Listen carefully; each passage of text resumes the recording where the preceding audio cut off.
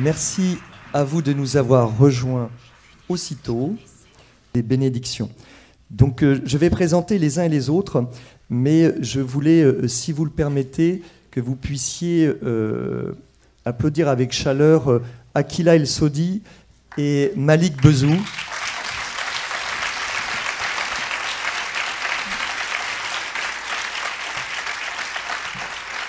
Alors je vais les faire rougir un petit peu, mais mesurer leur courage de venir dans un congrès qui est destiné d'abord à nous, missionnaires en apprentissage, de venir avec leur confession dont ils n'ont pas honte, et je le comprends aisément, et de venir devant nous. Et ils sont venus, et je voulais vous dire ça parce que peut-être dans la salle n'en sont pas conscients, cette table ronde est le fruit de l'amitié et de la confiance sur plusieurs mois, sur plusieurs années.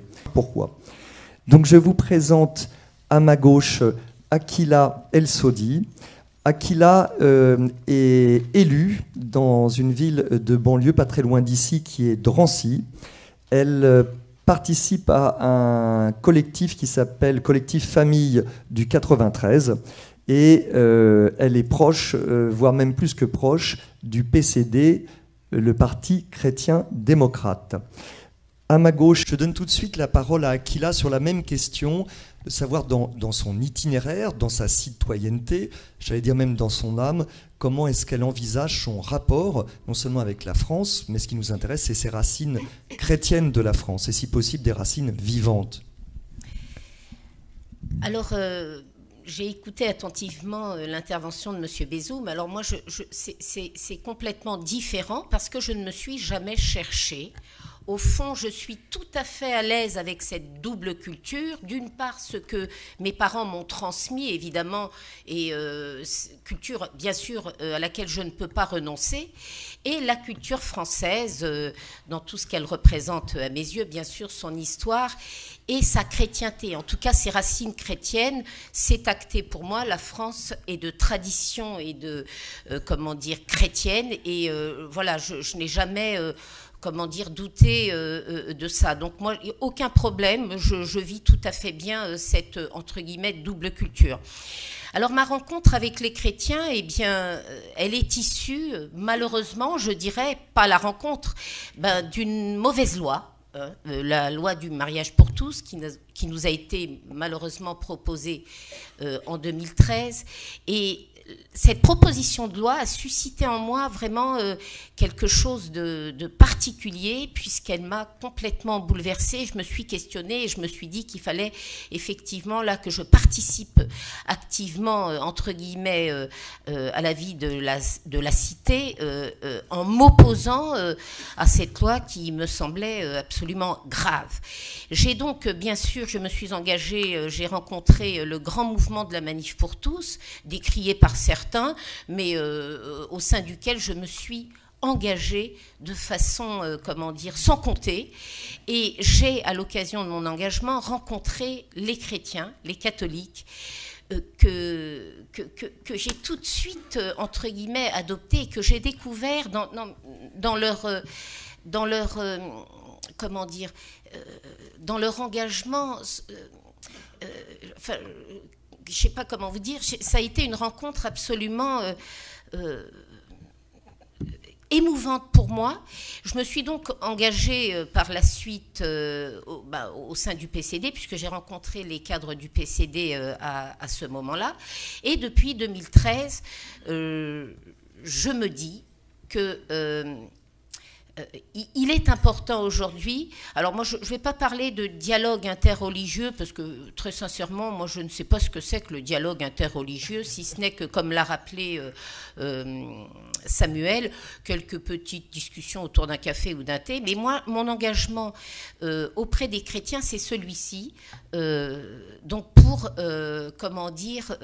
et là je crois qu'il y a matière à non pas parler de dialogue interreligieux, mais à trouver un terreau, celui-ci, contre les dérives sociétales, où les musulmans devraient, à mon sens, prendre parti aux côtés des chrétiens pour contrer ces dérives absolument dramatiques. Voilà, donc moi, Voilà, je ne sais pas quoi vous dire, si ce n'est que, bon, comme Malik Bezou, je suis une amoureuse, bien sûr, de la France, et je pense que les chrétiens ont toute leur place, et qu'il est important, non pas, ce n'est pas à nous de pouvoir, comment dire, insister sur les racines chrétiennes de la France, mais c'est aux chrétiens de s'affirmer. Je pense que nous sommes dans un contexte très bouleversé, où la France est fracturée, où il y a une montée quand même de la haine et du rejet, en particulier des musulmans. Et je crois que la solution, à mon avis, serait que la France retrouve ses racines chrétiennes et qu'elle les annonce de façon tout à fait claire, et qu'elle retrouve... La France ne sera jamais en mesure d'accepter les autres si elle ne s'accepte pas elle-même, voyez-vous. Et donc, je pense que l'apaisement ne peut venir que de cette affirmation claire et nette, sans retenue, des chrétiens, que la France est un pays de tradition chrétienne. Et d'ailleurs, les musulmans pourront, comment dire, s'y reconnaître mieux, parce que, enfin, je veux dire, les racines chrétiennes de la France, pour certains, ont une dimension religieuse, mais pour d'autres, ont une vraie dimension culturelle. Et tous les Français, je ne vais pas dire de souche, mais se reconnaissent, en tout cas, qui sont de tradition chrétienne, mais même si, bon, voilà... Vous savez, on est toujours obligé de nuancer ou d'utiliser des termes qui sont... voilà. Et je pense véritablement que la solution, elle est là. Que la France redevienne un pays qui affirme haut et fort que c'est un pays de tradition chrétienne, avec des racines chrétiennes, dans lesquelles tout le monde se retrouve, y compris les musulmans. Les musulmans ne se retrouvent pas dans cette France d'aujourd'hui.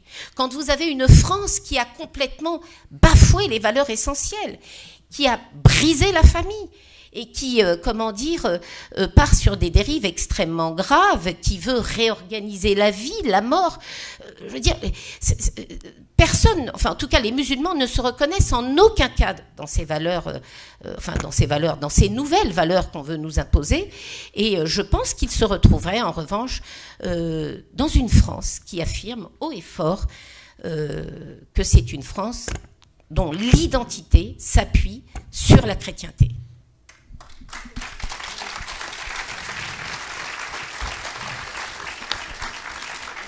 Merci beaucoup Akila. Alors je précise que le congrès Mission n'a pas fait de chèque ni à Akila ni à Malik. Ce n'est pas du théâtre. Non, en tout cas, vraiment merci infiniment, parce que ce que j'avais entendu moi dans des entretiens privés, journalistiques, je voulais vous le faire entendre à vous. Je trouve que c'est un magnifique encouragement, un soutien. Je voulais demander d'abord à l'abbé Loiseau peut-être de réagir à ces paroles que nous avons entendues, qui sont trop rares et qui peut-être réjouissent votre cœur, ou peut-être que vous avez envie d'aller plus loin avec eux. Je voulais juste permettre aussi à Akila de réagir, sachant que dans nos multiples conversations privées ensemble, Akila à Drancy en l'occurrence, mais aussi ailleurs, souvent à maille à partir justement avec certaines personnalités islamistes, et qui sont finalement très difficiles à supporter pour toi, me semble-t-il, dans certaines occasions. Oui, mais alors... Bon, je suis d'accord avec Monsieur Bezou, mais je voudrais rajouter une chose, c'est que cette radicalisation, parce que moi je vois deux sortes de radicalisation. D'une part, une radicalisation violente de gens qui passent à l'acte, et une radicalisation des esprits, et notamment dans la pratique de certains musulmans. Mais je voudrais juste dire qu'il y a aussi une responsabilité de nos politiques. Quand pendant 30 ans, au moins, nos politiques n'ont cessé de cultiver la diversité, le multiculturalisme. Comment voulez-vous que des gamins à qui on dit qu'il faut, par exemple, qu'ils apprennent l'arabe, on l'a entendu récemment, alors que nous voyons qu'aujourd'hui, les gamins dans les banlieues, la vraie problématique, c'est qu'ils ne maîtrisent même plus la langue française. Ils ont peut-être 100 mots dans leur vocabulaire pour construire une phrase correcte et se faire comprendre. Et aujourd'hui, un ministre de l'Éducation, mais beaucoup d'autres avant lui, comment dire, viennent nous dire que pour régler le problème de radicalisation, il faudrait que les jeunes musulmans apprennent l'arabe. Alors vous voyez, il y a aussi une grande responsabilité de nos politiques qui n'ont fait que cultiver pendant 30 ans la diversité, le multiculturalisme, et qui n'ont jamais parlé de la France. Au fond, la responsabilité, elle vient d'ici. Comment voulez-vous que les jeunes des banlieues puissent s'approprier la France quand en permanence on les ramène à ce qu'ils sont? C'est un vrai problème. Et donc, je pense que nos politiques devraient en prendre conscience. Ça, c'est la première chose.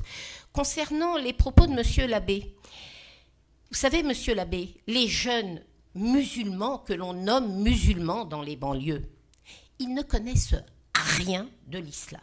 Je vous le dis, ils ne connaissent absolument rien de l'islam, si ce n'est que quelques, comment dire, pratiques et sur lesquelles ils se focalisent, manger halal, comment dire, faire la prière, je ne sais pas s'ils la font ou ils ne la font pas, mais vous voyez, ils se focalisent sur des choses qui sont complètement, à mon sens, dérisoires, et ils n'ont aucune connaissance de l'islam.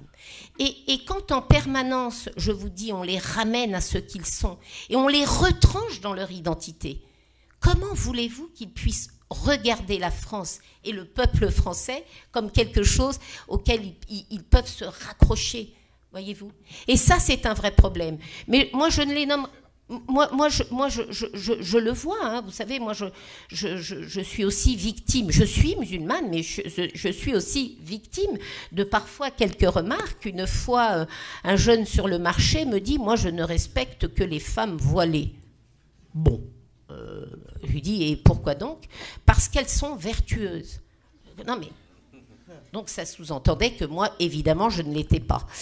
Donc du coup, si vous voulez, je veux dire, il y a une vraie méconnaissance de l'islam. Et là où nous avons un rôle, je parle des musulmans, c'est justement, non pas, moi j'ai pas de connaissances particulières en théologie, mais c'est de travailler sur le terrain. On y travaille notamment à travers, je le dis parce que vous l'avez oublié Samuel, nous avons mis en place une association, pardonnez-moi, c'est ce qui est le plus important pour moi, une association donc dans le 93 qui s'appelle La France, quelle histoire. Et cette association a pour but donc justement d'organiser des sorties culturelles autour de l'histoire. Alors l'histoire dont vous avez parlé, Monsieur Brague, effectivement, celle dont on ne parle pas à l'école. Et c'est toute, donc voilà comment on peut, je pense, amener les jeunes, notamment, à faire découvrir ce qu'est la France et quelle est son histoire, parce que la France a une histoire, je le dis, qui s'appuie évidemment sur ses racines chrétiennes, mais pas seulement. Et le problème, c'est que nos gamins, ils ne la connaissent pas, l'histoire de France, et c'est certainement pas l'école. À la sérénité, oui, à la spiritualité, mais attention à ces dérives identitaristes de part et d'autre, hein, par ailleurs. Voilà. Merci Malik. Je donne la parole à Akila. Alors, nous sommes enregistrés, mais si on triche de 5 minutes, j'espère que ça ne fera pas une émeute. Voilà, parce que c'est trop important. Akila. Alors moi, je n'ai pas grand-chose à dire, si ce n'est que moi, je ne sais pas ce que c'est que le dialogue interreligieux. Concrètement, j'entends. Voilà. Donc, du coup, parce qu'on ne cesse de parler de dialogue interreligieux, mais je ne sais pas ce que c'est. En tout cas, ce que je peux vous dire, c'est que concrètement, je ne vois rien qui puisse ressortir du dialogue religieux et permettre une meilleure connaissance des chrétiens ou des musulmans de part et d'autre. Bon, donc ça, c'est le premier constat que, de toute façon, je peux faire, en tout cas, sur le terrain. Alors après, il faut quand même avoir à l'esprit que malheureusement, en 2018, après 15 siècles d'incompréhension de la religion, enfin de l'islam par les chrétiens et vice-versa, et de conflits, eh bien nous en sommes toujours au même stade. Voilà, et ça c'est dramatique. Donc bon, je veux dire que nous n'avons absolument pas avancé et nous en sommes même arrivés à un rejet et à une haine encore plus importante. Alors, moi, j'ai peut-être juste une chose à dire, c'est que les musulmans aiment Jésus. je veux vous le dire, Jésus n'est pas notre ennemi. Et les chrétiens ne sont pas nos ennemis. Je sais que certains ne le croient pas, mais je vous le dis, c'est ce qu'on nous dit en tout cas. Oui, nous croyons en Jésus avec une vision un peu différente de la vôtre, mais je ne sais pas si c'est le même ou si ça n'est pas le même. En tout cas, je peux vous dire que nous pensons, nous, que c'est le même, Jésus, fils de la Vierge Marie, qui était le Messie envoyé au peuple d'Israël. C'est ce qu'on nous dit quand on nous parle de la religion. Voilà, donc... je ne sais pas comment nous pouvons, nous, musulmans, faire comprendre aux chrétiens que les chrétiens ne sont pas nos ennemis, ce sont les gens du livre, et lorsque d'ailleurs nous prononçons le nom de Jésus, nous rajoutons aussi que la paix soit sur lui ainsi que sur Marie. Voilà, alors je ne vais pas vous convaincre, mais voilà, et je veux juste ajouter une chose. Moi, je n'ai pas besoin d'attendre ces fameux dialogues interreligieux autour d'un thé ou d'un café. Mon engagement, il est là, auprès des catholiques, parce que je sais que les catholiques sont la France, et je l'ai trouvé malheureusement encore une fois autour de sujets qui sont dramatiques, toutes les dérives auxquelles la France est confrontée, et qui sont à mon sens dramatiques pour la France, et je pense que les musulmans, eh bien, plutôt que d'attendre les petits dialogues interreligieux organisés par des imams, vous l'avez dit, Monsieur Braque, qui ne sont là non pas pour le dialogue en tant que tel, mais plutôt pour aller, comment dire, être invité sur des plateaux médiatiques, eh bien, je vous le dis, nous avons matière à pouvoir travailler ensemble en essayant, en plus, c'est le meilleur moyen de nous connaître, de mieux nous connaître, pour notamment nous battre, puisque nous avons des valeurs universelles, autour de sujets qui nous rassemblent, la famille, le respect de la vie, le respect de la dignité humaine, le respect aussi de la mort, et ensemble essayer de contrecarrer ces dérives, par exemple, qui sont dramatiques pour la France et pour notre humanité. Voilà ce que je voulais dire. Donc, je vais terminer en donnant la parole brièvement à l'abbé Loiseau.